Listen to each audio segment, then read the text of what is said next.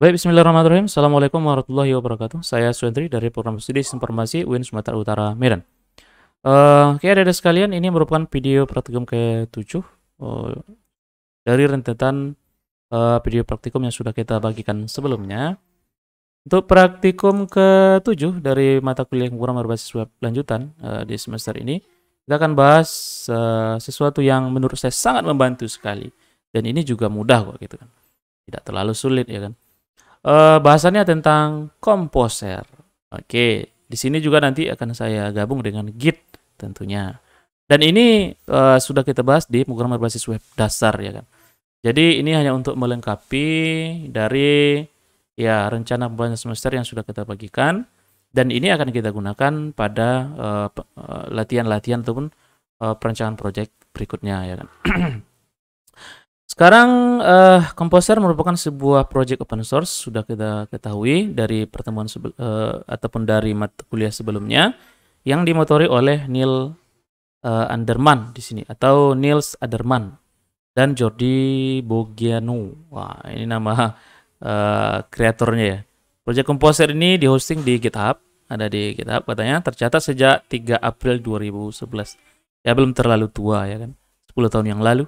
Dan masih aktif sampai sekarang ya kan. Composer adalah alat manajemen dependensi pada PHP. Composer mungkin untuk membuat library dan project, dan Composer pada project, dan Composer sendiri akan menginstal atau mengupdate secara otomatis. Ya sekarang ya bisa kita artikan bahwasanya Composer itu sebagai alat bantu kita. Jadi nanti dengan Composer kita bisa membuat library pada project, dan itu akan sangat mudah nanti mengatur dari library ataupun package yang kita buat ya kan. Kemudian bisa untuk mengupdate secara otomatis dan memanggil pembaruan-pembaruan yang diperlukan secara otomatis menggunakan Composer. Jadi pada intinya adalah Composer alat bantu untuk mengatur ataupun untuk memanage dari yang mungkin library package-package yang terdapat di dalam sistem yang kita bangun. Sedangkan Git adalah salah satu sistem ataupun sistem pengontrol version control system pada project perangkat lunak. Nah, ini digunakan oleh masternya Linux ya, Linus Torvalds. Pengontrol versi bertugas mencatat setiap perubahan pada file project yang dikerjakan oleh banyak orang maupun sendiri ya. Jadi kalau misalnya kita punya satu buah ya anggap aja lah Microsoft Word ya. Kalau adik-adik sekalian nanti menyusun skripsi, itu kan ada misalnya perbaikan versi 1 ini perbaikan oleh pembimbing 1, nanti ada perbaikan lagi versi kedua, ini masih bab 1 misalnya, versi ketiga, versi keempat, versi kelima. Jadi menggunakan Git untuk perubahan-perubahan itu lebih terstruktur, lebih rapi, dan lebih mudah gitu kan. Jadi kalau misalnya kita gunakan di Microsoft Word, itu pasti kita buat filenya satu-satu ya kan. File pertama revisi 1, file kedua revisi kedua, sampai revisi ke berapa gitu kan. Filenya misalnya ada sampai 10 gitu kan. Jadi menggunakan Git itu tidak perlu menggunakan 10 file gitu. Cukup dengan file yang sama, tetapi jejak-jejak perbaikannya itu disimpan dengan rapi gitu. Dan kita bisa kembali ke versi keberapanya gitu kan. Nah, di sini penyimpanan database Git tidak hanya berada dalam satu tempat saja. Jadi dengan Git ini kita mudah mengontrol seluruh perubahan-perubahan yang kita lakukan terhadap proyek yang kita bangun. Dan kita juga bisa membangun sistem itu tidak hanya sendiri, tapi banyak orang. Dan seluruh perubahan-perubahan itu ya bisa kita kontrol menggunakan Git ya kan. Di sini Composer ini masih saya tampilkan. Silakan nanti adik-adik buka Composernya dari getcomposer.org. Ini coba saya buka. Silakan nanti diinstal kalau menggunakan Windows di video ini, karena kita menggunakan Windows, tinggal di-download, kemudian ada Composer setup.exe di sini. Tinggal diinstal ya, sangat mudah sekali, hanya tinggal next saja gitu. Nah, ini misalnya Composer setup, tinggal diinstal next. Kemudian nanti kalau di sini diminta path PHP-nya di sini. Kalau yang terbaru sepertinya ada juga yang minta path PHP-nya, silakan di checklist untuk path PHP-nya kemana. Dan yang pasti SAM-nya harus diinstal lebih dulu ya. Nah, sumnya harus diinstal terlebih dahulu. Kalau di sini saya sudah run ini, sumnya Apache MySQL sudah run, dan kita install komposernya setelah sumnya diinstal. Nah, selanjutnya tinggal di next saja. Ini ya kebetulan masih 7.44 ini, saat komposernya saya install. Kemudian nanti untuk melihat apakah komposer sudah berjalan, silakan gunakan command prompt misalnya.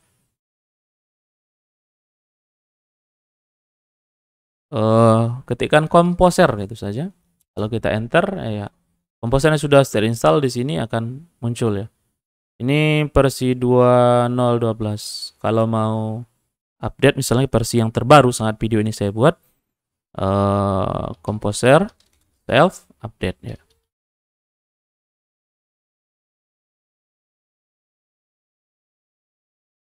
Oke, 2014 ya. Kalau ini tadi versi 2012, saat video ini saya buat ada versi 2014. Ini sudah versi yang terbaru kan. Berikutnya untuk Git. Nah, silakan lihat di git.scm. Silakan download saya di sini. Versi terbaru saat video ini saya buat. Download 231.1 for Windows. Installnya juga sangat gampang kok gitu kan. Tinggal di next saja gitu kan. Kemudian nanti untuk editor, kalau ada Sublime di dalam komputer adik-adik, silakan pakai Sublime misalnya atau pakai Visual Studio Code seperti yang saya ataupun yang seperti kita gunakan pada mata kuliah ini.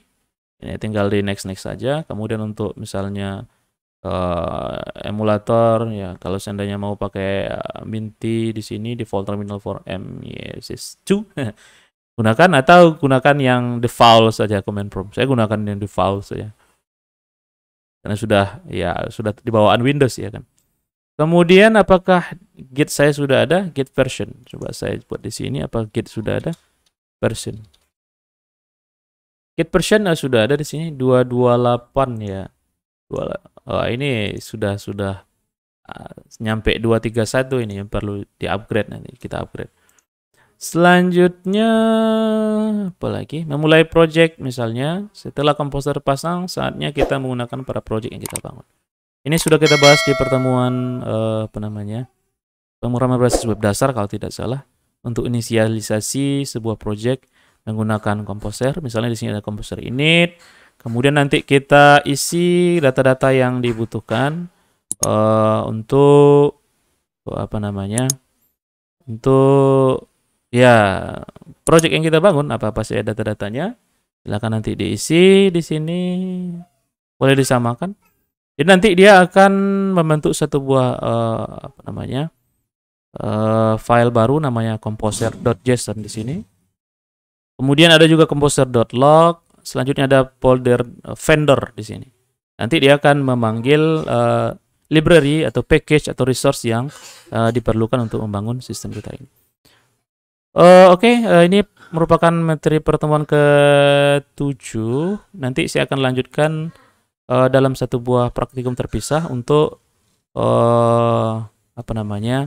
tugas dan kuis sebelum ujian tengah semester ya.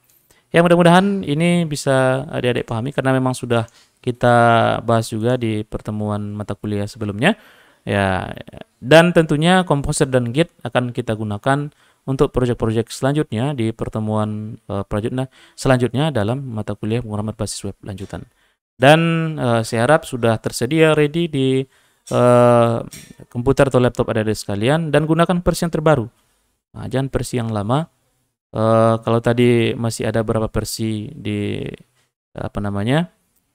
versi di praktikum ini agak sedikit tertinggal beberapa poin atau beberapa digit dari sebelumnya, ya nanti silakan diupdate di komputer masing-masing.